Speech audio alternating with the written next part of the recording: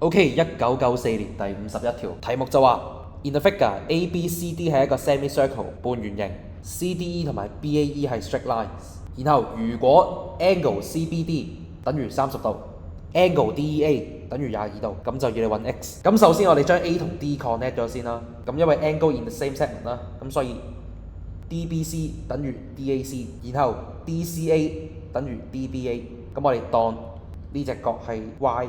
咁呢個時候 ABCD 就係一個 silent quadrilateral，咁呢一隻角就會等於呢一隻角。咁因為 AB 係 diameter，咁所以對住 AB 嘅呢一隻角呢，就係直角。咁呢一隻都係啦。咁同一時間呢一隻角等於呢一隻角，因為 silent quadrilateral 嘅 exterior angle 等於 interior opposite angle。咁我哋就可以考慮呢個三角形嚟到去揾 y 嘅 value。30度加 y 再加90度加 y 再加22度，等於180度，咁 2y 就等於38度，咁 y 等於19度。咁然後我哋睇呢一隻三角形，咁30度加 x 加 y 就等於60度，咁 x 加 y 就等於30度。咁然後我哋可以睇呢隻三角形，咁30度加 x 加 y 等於90度，咁 x 加 y 就等於60度，咁 x 就等於60度減19度，即係41度。咁所以答案就係 B 啦。